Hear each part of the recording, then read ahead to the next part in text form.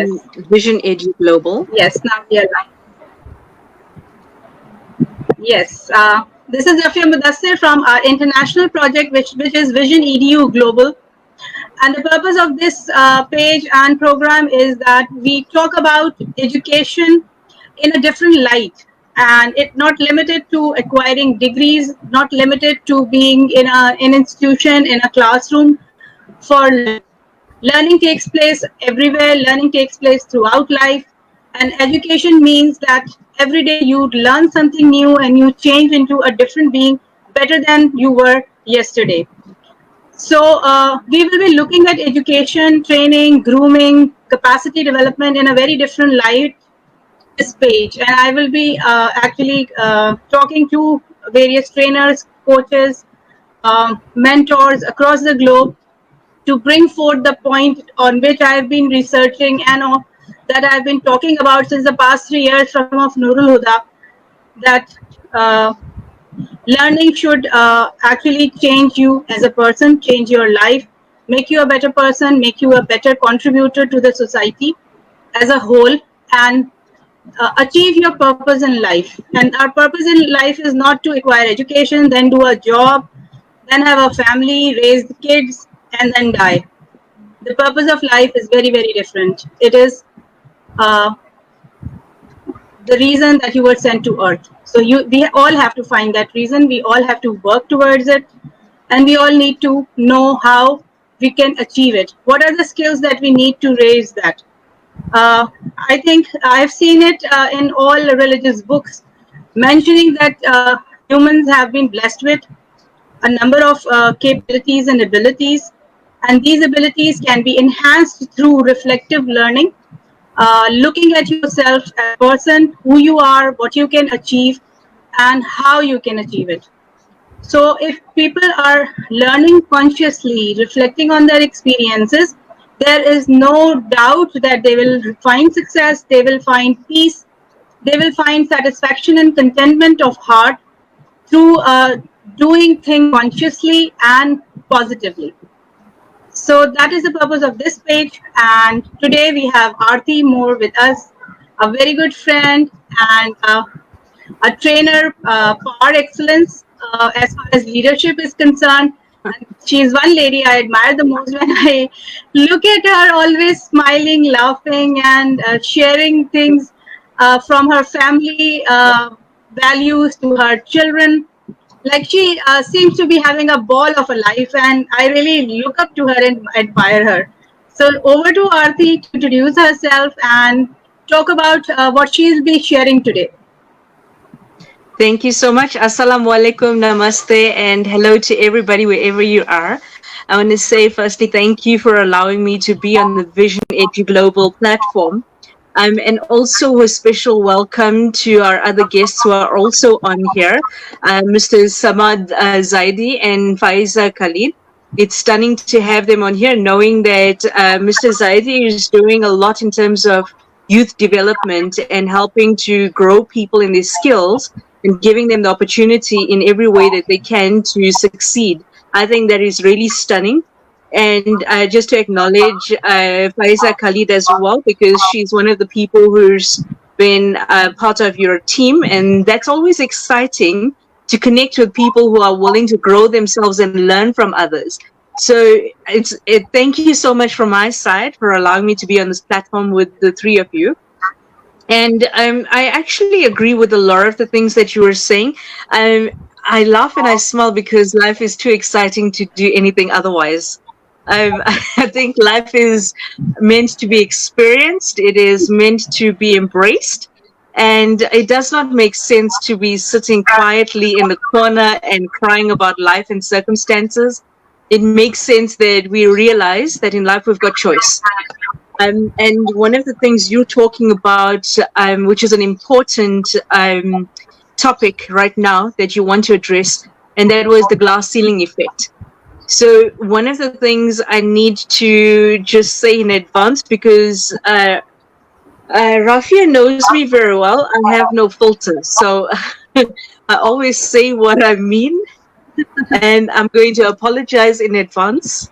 because whatever I say is not meant to offend anybody. Please take what I say and think about it and how it can be used in your life.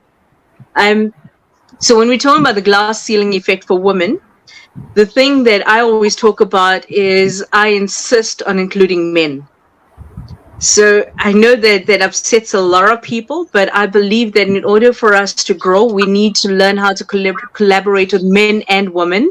And what I love about this call is that you did not limit it to ladies only on the call.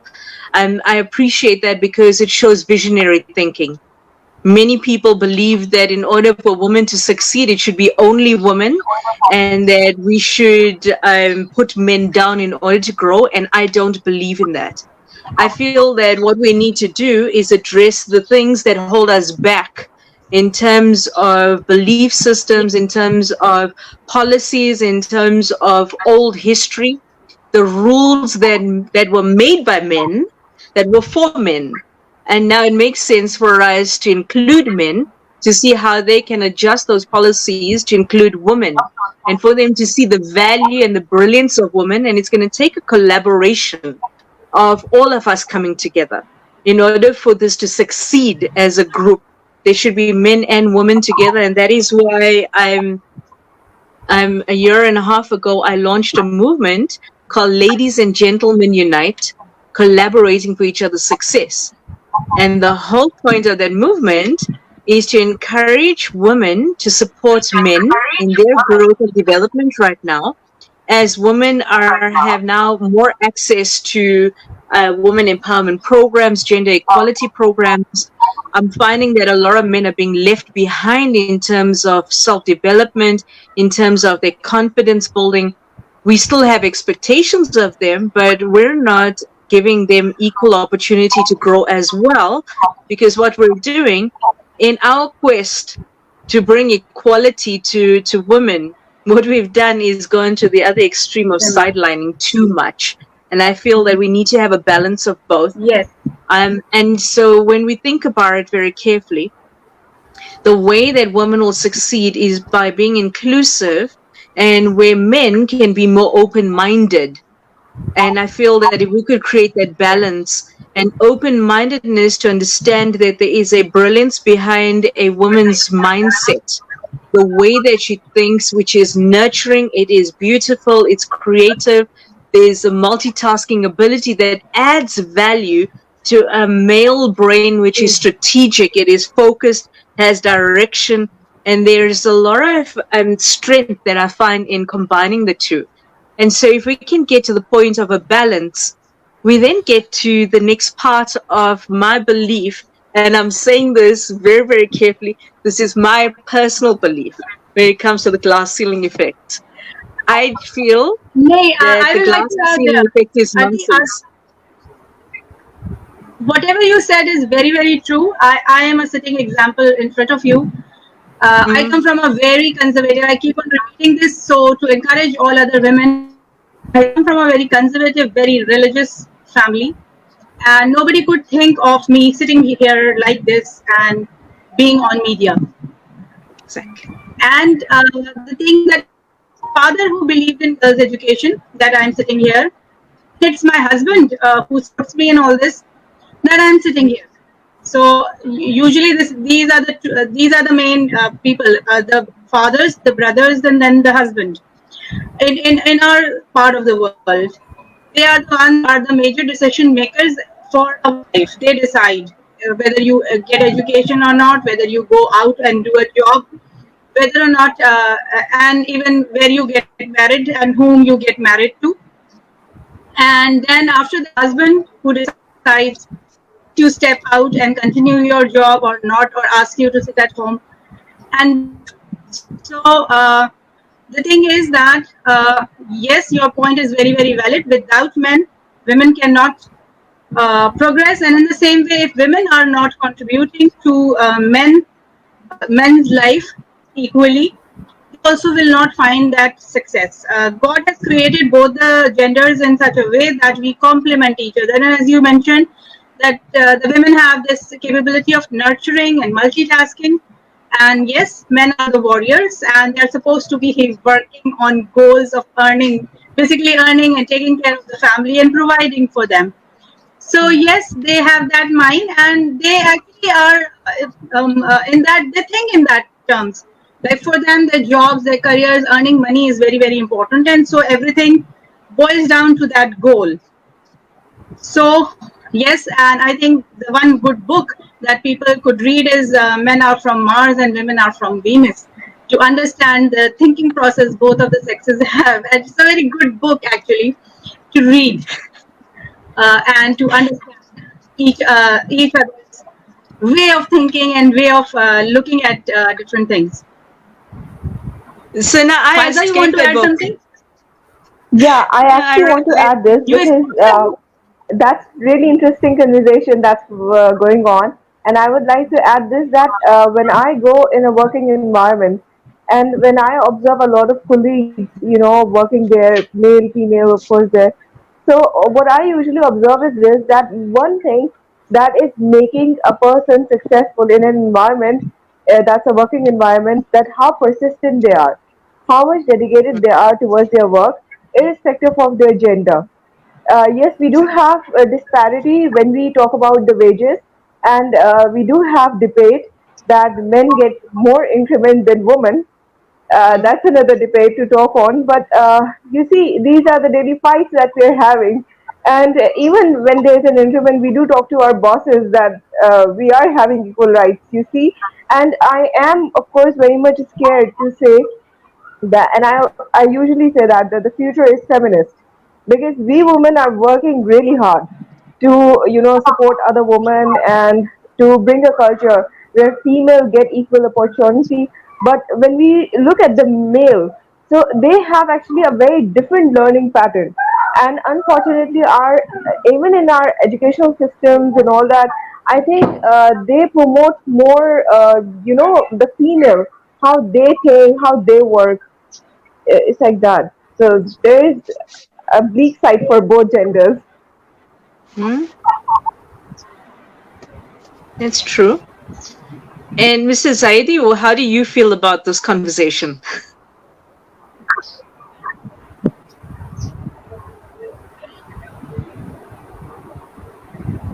Did we scare him off? I think so. No, maybe maybe he No, lost it. really?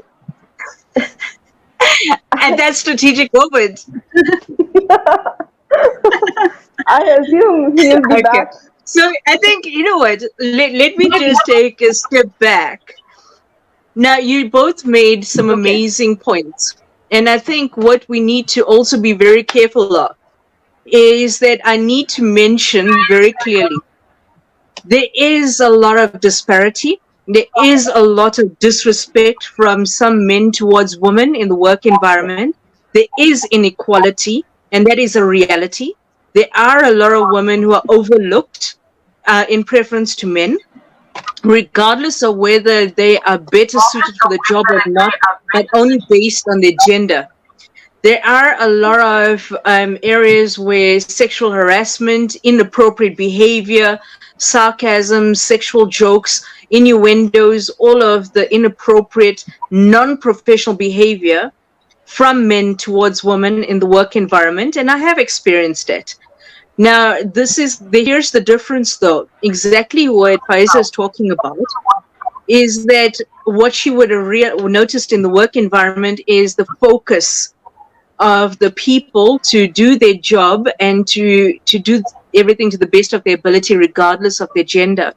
And I find that is a brilliant point to make sure that we realize that when we talk about the glass ceiling effect, the simplicity of it is that we are not limited in our abilities as human beings based on our gender. It is the circumstances and environment we're in that prevents us from growing in certain areas based on the laws, based on culture and religion, and that is a massive one. So when we look at different areas, even in the work that I do, for the last 23 odd years, I've done as a diversity and inclusion specialist. I've worked with cultures, gender, generational gap, religions, language groups from people around the world, not just in the country. And I have seen the difference between the way that people structure the culture and the tradition around the roles of men and women, both at home and in the work environment. So even in our country, we have got women still fighting for their ability to be heard and respected in the boardroom. So where they were put on the power suit and they're assertive, they come across as aggressive when they want to make a point. Because some men, and note I say some men, not all men, some men do not have the maturity to be able to handle women who are assertive. And so I find that inappropriate behavior from men towards women will be based on their self-esteem and their lack of self-confidence in order to connect with somebody who is more assertive or has got a stronger personality than them. It is a natural phenomena and a natural behavior to want to protect yourself or attack. So if you think about it, as women who are on a path or a growth plan to want to develop themselves and to be in environments that were only male dominated, it is a difficult struggle to get there, but it is not impossible. That's the difference, because there are many women around the world who have been able to grow and to create respectful environments of engagement. And I think that's the key. The way we choose with intention to engage with men and women in the environment that we choose to grow makes a massive difference in how we will succeed in a patriarchal system, in a system where religion plays a massive role in holding women down, in terms of the way people interpreted the religion. So we need to also be very understanding that people interpret religion for their own use and abuse, and to help them to further their own selfish gains. As far as I've seen from most religions, they always base it on love, respect, honor, guidance, living a life of grace, living a life of integrity in the way you look after your young children, the men, the women, and the elderly.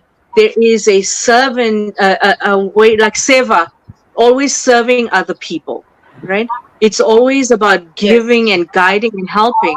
So when you think, if those are the golden rules that stream through any religion, at what point did somebody come up with adjusting the rules just for their own selfish gain and then say it is a religious belief? It's not religious belief. All they did was interpret the text for themselves so that they can be in control over people. So that is something that when you think about it, it is and I know I might offend some people with what I'm about to say, but it is a male-dominated way of thinking, because wars and history is about men wanting to be in control of somebody else's land, in over somebody else's country. It's about conquering. It's about taking that warrior belief in the wrong direction. Now, when you think about it, that is why most people are still fighting for their land, for boundaries of, you don't belong in my land, you need to go back to your country. It's why we have racism. It's why we have prejudice. It's why we have got people still upset. That's why we have xenophobia. This is why we have apartheid. Everybody's looking for their right to their piece of the land where they originally came from, but they were removed because of men's need for control. Now, and that is the reality. And people cannot get angry about it. The challenge, though, is that behavior and thinking has streamed itself into our everyday lives and into the business environment. And that is where the stagnation is. Can I add a question? Yes, it is said traditionally that men for, as you said, land, money, and women. These are things. In Urdu it is said zar or zameen. So land, money, and women. These are the three fights that men have, and that is why they fight. I want to add in one thing Please, here. Samad, you want to add something? Yes, Samad, any yes, Miss comments? Aarti. Because Yes, Miss Aarti Aarti. thought that we scared you off. Yes, Miss Aarti. I want to ask one question. If I know, I Sure. believe men and women have same rights in the society, but in some cases, if can a woman uh, fight like become a warrior like a man? Uh, that's the question. That's it in a war place. Can a woman fight like a man? I think that's an excellent Women question, have, and my answer is no. She cannot fight like a man in the workplace. What she will do is do one better. She won't fight. She'll use her wisdom and her intelligence to win the war without lifting a finger. So she doesn't have to fight physically like a man has to. Then She I uses one step higher than that, but and in it's history, evolved women have. thinking. But are they in history? We have women commanders of army and women leaders who have fought wars like men. Mhm. Example from subcontinent is Razia Sultana. And if you go back to the Prophet's time, then there were women who actually fought. I can't recall one of the names who was actually, nobody knew that she was a woman, and she would cloak herself and she would Mm, fight. mm, But women have done their duty. They used to nurse in war fields, so mm. that was the role that they were given, taking care of the nurturing side that was. So they were actually fighting more. They were fighting in that area, like taking care of the wounded. And I think that is a horrible, horrible sight to see arms and legs Mm. chopped off and a woman nursing in a war field. That's horrible, and I think that is far more greater fight than what men do. Okay, but now here's the thing. My thinking is that when you're looking at the reality of current right now, we should not, as women, be in a position trying to compete with the men based on strength, because men are differently stronger than us, Yes. and we need to respect that. Yes. And we do not have to go to war and fight to show that we are equal to men. Men and women are not equal. And people who keep talking about we need to be equal. No, I don't want to be equal to a man. I don't want to walk around and be all strong and manly. I want to be treated like a lady, and I want to treat the man in my life like a gentleman. And we need to engage with each other meaningfully and with respect, and understand that each of us bring different strengths to the table.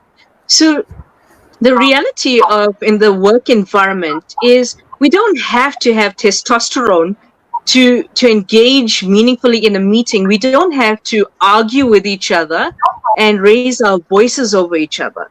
You see, a whisper can be more deadlier than a scream, because you could be screaming and you could be the loudest person in the room, but you could be turning out to be just the corporate bully or the workplace bully who just likes to intimidate by the power of their voice. And yet the whisper of wisdom can guide a person to change their mindset, engage with them in the most beautiful way until they realize the brilliance of who they are, and they adjust what they're doing in that moment.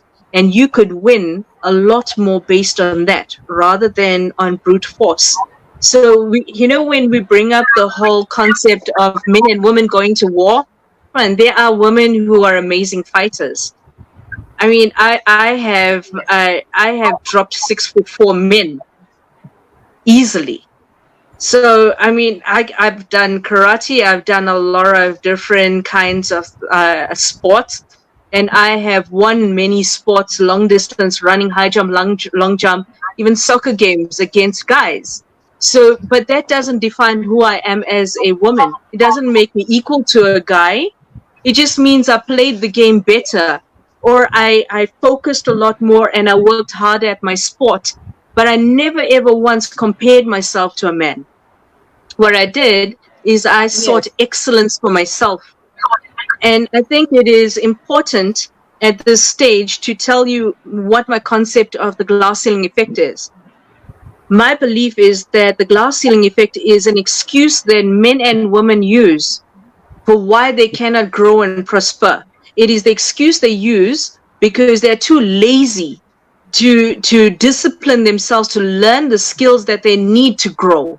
And it's always easy to blame another gender or a culture or religion, or it's my country, or it is these things that hold us back.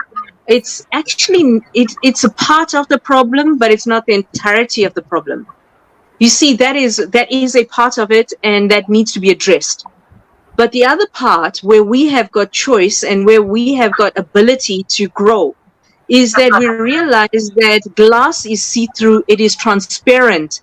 If glass is see-through and transparent and can be broken, it means that it can be shattered. So once you shatter that glass ceiling, there is nothing holding you back except somebody said to you, it is that person's rule that prevents you from getting that job. It is because he said this and he didn't want you in that position. No. If you are a specialist and you decide to become an expert in your field, you are not limited in that environment where you have one small thinking person preventing you from growing. Move. You are not a tree. Move. There is an entire world out there, but it takes confidence. It takes your own belief in yourself to realize that you deserve more. So when you get to that point, nobody else is the excuse anymore. It's not, look at how many women in Pakistan are successful and growing. They're connecting on a global platform. You are doing that. You are bringing people from around the world. You are not limited. So you are an amazing role model for people to see that you don't use the glass ceiling effect as an excuse.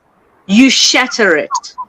Right now on this call, we have an amazing gentleman here who's part of it.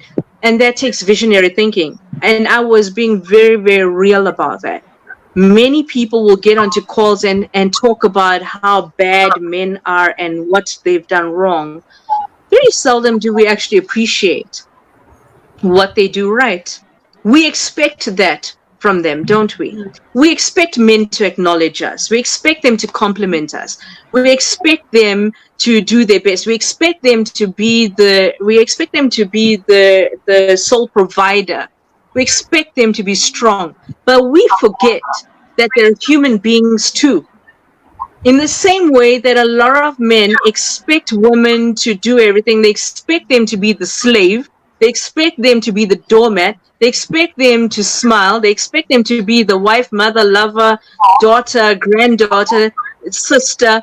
They expect them to be the domestic worker, they expect them to be the cook and the cleaner and the person who does everything perfectly. And then they forgot that the woman is human too. So when you look at it from both sides, if we are not understanding the other person's journey, firstly, don't stereotype all men as being the same. Don't stereotype all women as being the same. Yes. Not all women are gold diggers and not all men are abusers.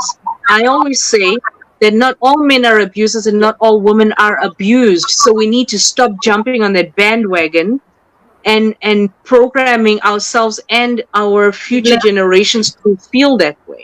It doesn't make sense. Then we're not looking for solutions. We're using each other as excuses for why we can't grow as human beings.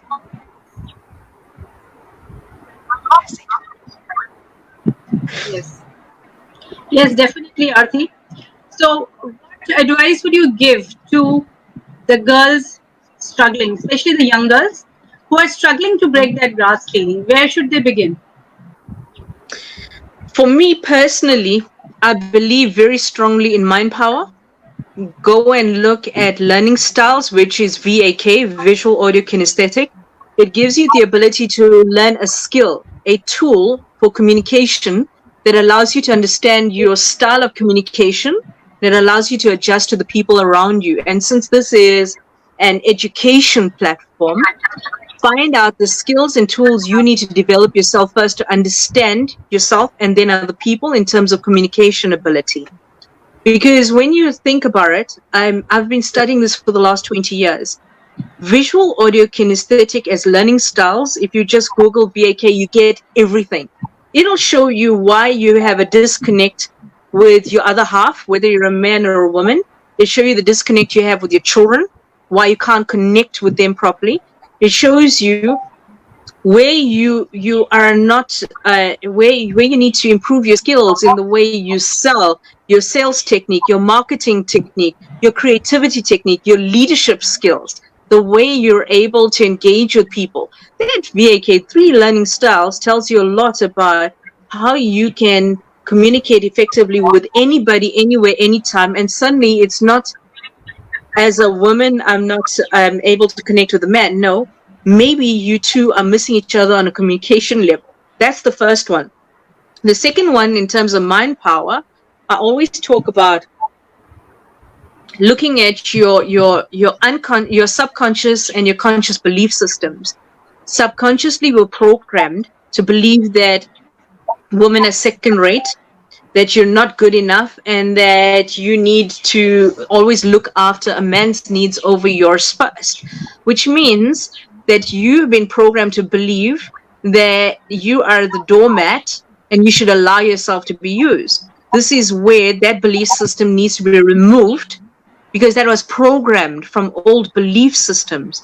A lot of places have evolved, a lot of men have evolved, a lot of women have evolved. So if you remove your subconscious belief systems as a young person going into the work environment, you then get to the point where you realize that if you are talking from a point of view of compassion and empathy, you are changing your conscious behavior and your actions and your attitude in the way you interact with somebody. Because if I personally walked into a boardroom with a belief system that as a woman I will not be heard and that I'm not good enough, it means my whole body language, my whole energy, my behavior, my attitude, even the way I speak, I'm going to diminish myself in physical form because emotionally I'm not feeling good enough, which means that we've got to develop our self-confidence, and you've got to get to the point where you realize that as a person you add value as you walk into a room. So your presence, your energy should be felt as you walk into a room, and you walk in with the sole intention of being respectful of every single person you interact with, regardless of how they treat you, which means that you've got to have a very strong, confident belief system. You've got to walk in with an energy that says, it doesn't matter what you say. I'm not going to allow you to affect me. So that is belief system. It is your programming. And using affirmations is a powerful thing. I think that if you look at affirmations, you are embodying something that trains your mind to achieve what you want from life. It allows you to visualize. It allows you to grow in terms of thinking out of the box. You don't limit yourself. But it also, more than that, it entices to you what you deserve in life. And that is from relationship, from work, from business, from home, from friendships to social environments. And if you think about it right now, how many men and women are battling on the inside from either being sad or depressed, they don't have a support system, and something as simple as affirmations allows them to grow in the comfort of their own homes. It is a very personal thing. It's a growth mentality. And I find that even with you, Rabia, what you're doing is that you're constantly searching for how you can develop yourself by aligning yourself to coaches and mentors around the world. And the simplicity of the way you're doing that is you ask. So the most simplest advice I could give to anybody is ask for help and ask the right people to share their advice, their experiences, and their wisdom with you, and that's how you grow. For me personally, even though I've been in business for over 23 years, I go to conferences and I set my intention to learn from men and women. I will look for who is the highest ranking person in terms of whether they're CEO or a director. and I will make sure that when I go to that conference, I will go and meet with them, and then I will ask them, can you please add value to my life by sharing some information or guiding me in what you did to help you on your growth phase? It's always brilliant to learn from people's successes, but it's even more amazing to learn from where they fell down in business and where they That's it. grew. And so when you think about Exactly. when I said ladies and gentlemen unite and collaborate for each other's success, the key behind that is that ladies need to feel comfortable to ask men, what did you do in your experience? How did you handle this meeting? When there was aggression, what did you do differently? If you could give me feedback on where I could grow, can you give me advice? It's about being vulnerable to ask the question and not stand there as a woman and a man, but looking at where their experience comes from and asking for them to help and guide you.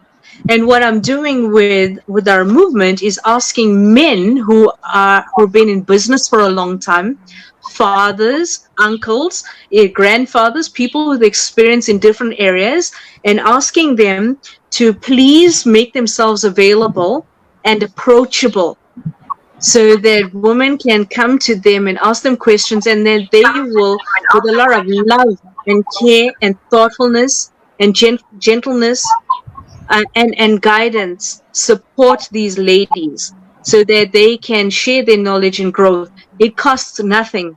There's no exchange of money. It is only a respect for each other's time. It is merely asking questions and the other person guiding. What it's also doing is allowing the men to share their vulnerability and their sadness and their fears, and asking for advice from the ladies of how they can grow in different areas in their relationships, what they can do differently in connecting with their children, how they can be more inclusive as leaders. And I'm finding that that synergy in that kind of collaboration is so much more powerful in breaking this glass ceiling effect. I find that's the best solution that I could come up with in getting people to connect in a meaningful way. Okay, Aarti, Shahida, one of our associate trainers, has 3 comments. I'll just read them out. First, she says, we are brought up in a culture where men are not allowed to cry, even if they are completely shattered. Then she says that I've seen women who are financially independent don't give equal rights or respect to her life partners who is comparatively on lower income scale, and that is quite predominant here in our part of the world. I don't know about the Western world, but in the subcontinent, if a woman is earning more, yes, that is the case. She has this tendency of not treating her life partner respectfully. Sometimes the men are abusive that the woman is earning more. It's both ways. And then Shada also points out that after all, it is us who should not allow anyone to disrespect us or devalue us. It comes when one has the highest self-awareness about himself or herself. She makes amazing points there, and she is right. In a lot of aspects, because I think since I was 13 years old, I've worked with a forum called the South African Forum for the Abused. Now, this is the scary part. Is okay, I'm giving away my age, but about 30 years of being in that environment, I've seen more men being abused by women, and that is the thing that a lot of people don't talk about. And in many cases, I found that men who were abusive to their partners who earned more, it had everything to do with their self-confidence and their belief that they were always supposed to be the earners in life. And see, that's a programming as well. Yes. And we need to be, I think, more gentle in understanding that people are suffering emotionally. And it takes a maturity for a man at that stage to understand and respect his partner.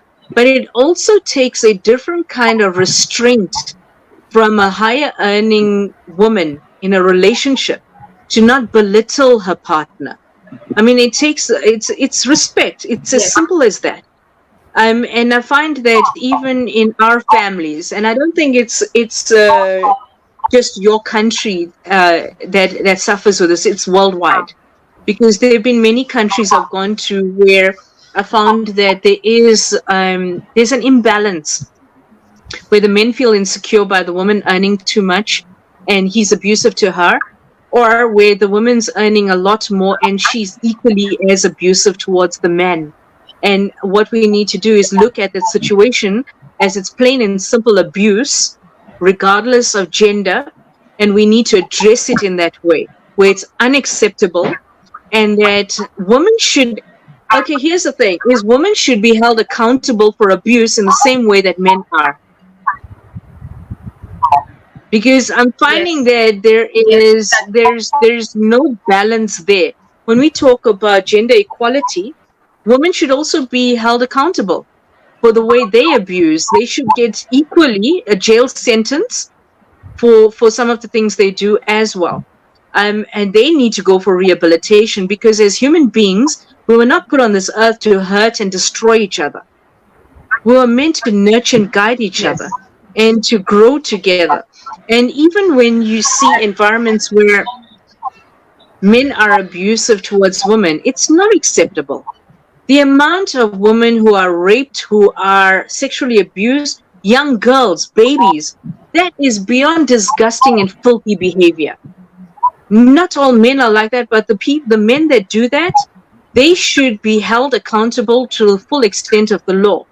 I've watched, and here's the thing, and I realize that this is meant to be one of those conversations where we can help and guide and support each other, but I also understand that there is a reality that I'm extremely disgusted about.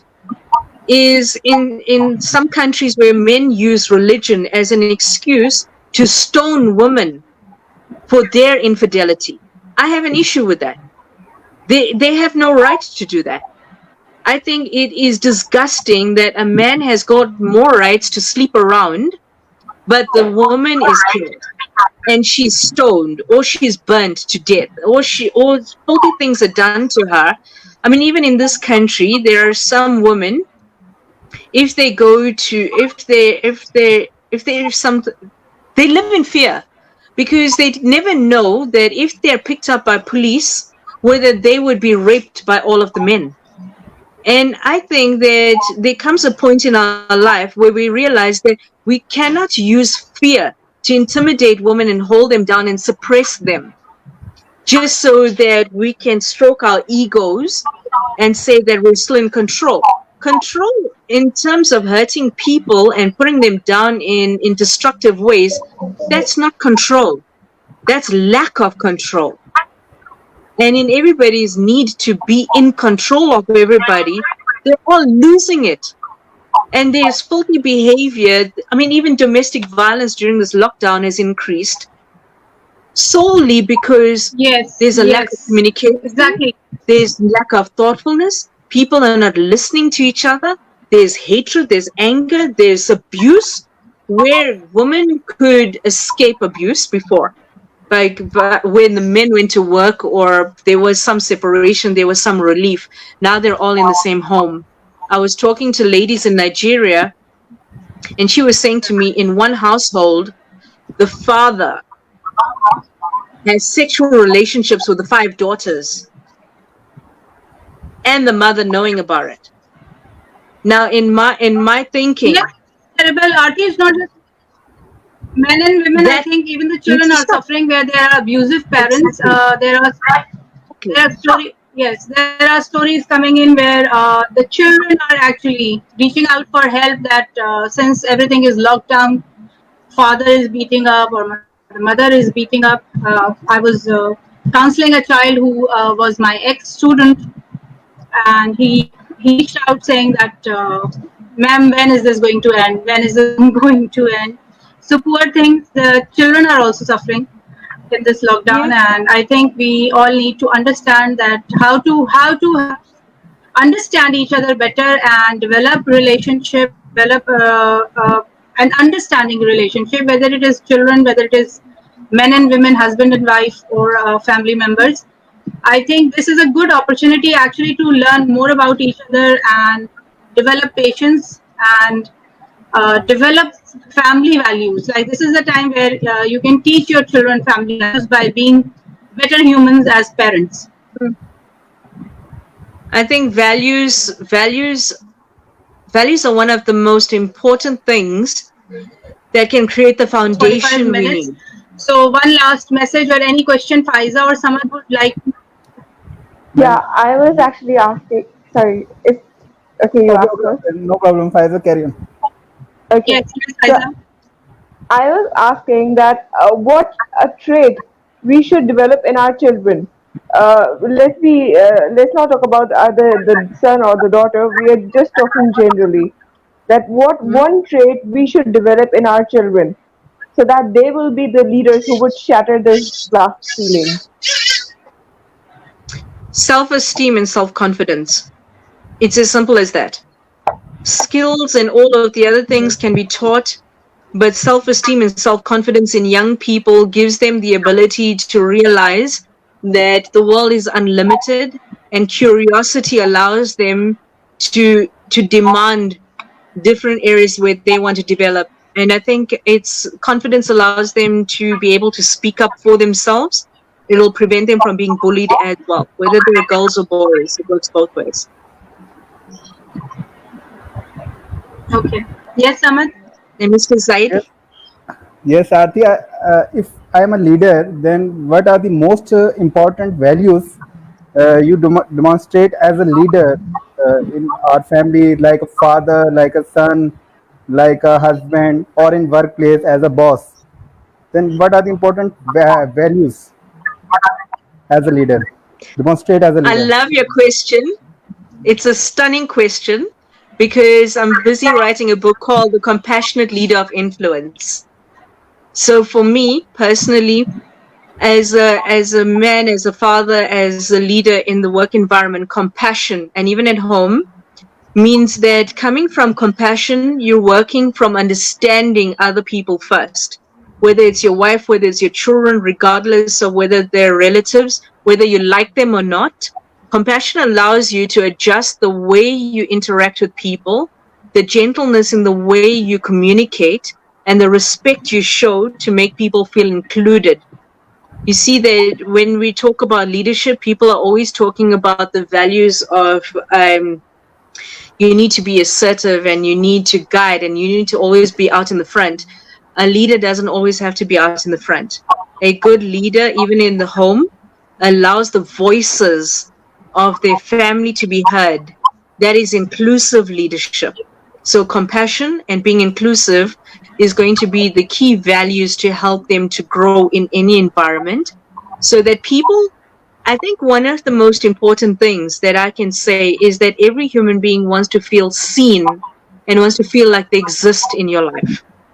Now, if you as a man in any environment can make a human being, a woman, a lady, a child, your wife, your girlfriend, your partner feel seen, they will then feel honored and valued and respected as a human being. And you find that the relationship becomes one that is nurturing. Compassion and being inclusive doesn't mean you're less manly, means that you are more impressive as a human being because you're able to evolve and be higher than any stereotype can actually build around you. If that answers your question. Thank you. I Welcome. will add to Shukran. it, Aarti. It's listening also. Listening. Mm-hmm. Listening is also one of the skills that a good leader has. It's not just hearing that everything is just passing from one ear and going out of the other. It has to internalize. The listening means that whatever is being spoken is internalized and then you respond. We are more reactive, actually. We don't listen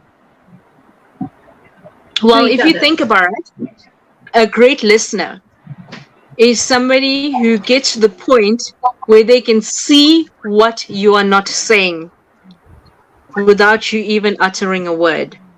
That is a good listener.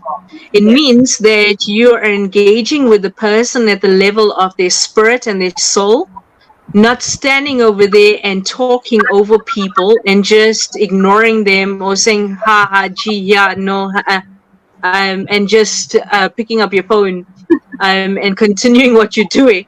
Active listening means you engage meaningfully, put down what you're doing, set aside everything, make eye contact um, in a respectful way, and or even come down to the level of a child when they're talking to you, because you're humbling yourself. If we talk about zakat, we're talking about serving other people, always giving charity. What about charity to the person or the human being we're interacting with who wants to be heard by you? And the way they will feel heard is when you stop long enough, ask questions. Is this what you meant? Did I hear you correctly? How are you feeling? What do you think about it? How do you feel about this decision? When you ask engaging questions about how a person feels, instead of what do you think, how do you feel? Suddenly the person feels comfortable enough to open up to you. Now you're engaging on a very different level. So yes, listening is a powerful tool. Thank you so very much, Aarti. It was wonderful listening to you again, and I wish we could do this more often. I really feel very invigorated whenever I hear you and full of energy. And I think others who are watching and listening are actually interacting in a similar manner where it seems, yes, it was a powerful session and something worthwhile to listen to. So let's do it again sometime in the next week or in 10 days' time and Absolutely. come up with another great. And not so naughty topic. Yes, we can have one fun one. Do some with a lot of laughs and jokes. One is needed right now. No. I don't Everyone is mind feeling so any stressed. topic. I don't mind any topic. I just believe that we can have fun regardless of what topic we're engaging with. Life's about having fun even with the serious stuff. Sometimes we don't laugh enough. And I think that just even in family lives right now, it's weekend. When is the last time you sat down with your family and just told stupid jokes and just laughed for the sake of laughing?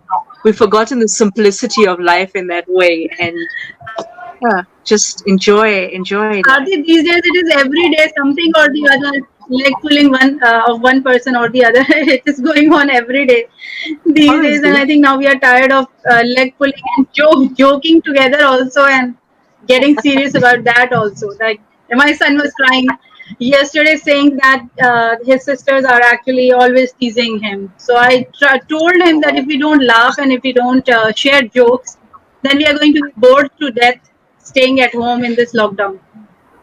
Okay, but then there's a difference between people laughing with you and people laughing at you. Shame. Your sisters are picking on him. They need to give him a break. Yes, maybe. Shame. Yes. But thank you so much Okay, thank for you so much. giving And me time. I just want to say thank you, and I think it's brilliant to be on these platforms, and Ramadan Mubarak to all of you. thank you so much, Aarti. Thank you so much. Samad and Faiza, you want to say a last word? Yeah, thank you so much. That was really nice to hear from you, and you know how beautifully and how simply you said everything by summing up in words and expressions. They are really they really simplify everything, the whole gist of it. Thank you. Shukran. Mrs. Zaidi, So bye you gotta say everyone something. and Come have on. a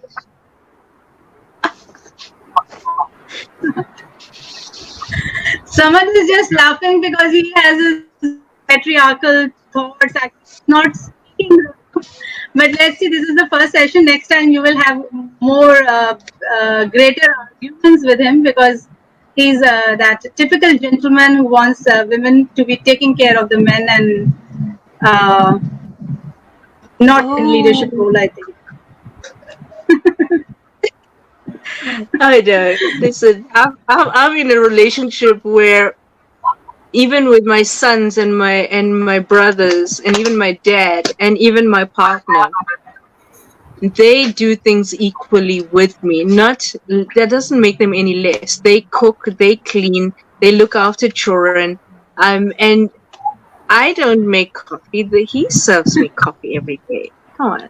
There's a Not thoughtfulness and a someone, not beauty someone. in serving a woman and making her feel good so that she serves her man like the royalty he deserves to be served as well. It's a both way thing. So I Yes, think that yes, I yes, finish this. it is both ways. Just look after each Yes, it is both ways, Aarti. If you other. treat it like a queen, you have to treat the man like a king. And if the Yes. man wants to be treated like a king, he has to treat the lady like a queen. It's a balance. It's a balance. Always respect and honor the person in your life because you don't know what they're doing and what they're sacrificing internally for you and for the people around you. A lot Yes. of women would crave just the thoughtfulness of a thank you. You are brilliant and you're beautiful and you're worth it. A single rose works too. I'm just saying. I'm just putting it out there. Yes. Thank you so very much, Aarti. Lots of love to you, and have a wonderful evening. It's evening in your part of the world, and it's Thank you. almost Isha time for us for our last Yes. prayer. So thank you so Mm. much. Goodbye. Allah Shukran. Hafiz. Thank you, everybody. And I'm wishing you absolute success and a beautiful fast as well. Thank you, Aarti. Thank you. Okay, Thank bye you. bye. Bye. Bye bye.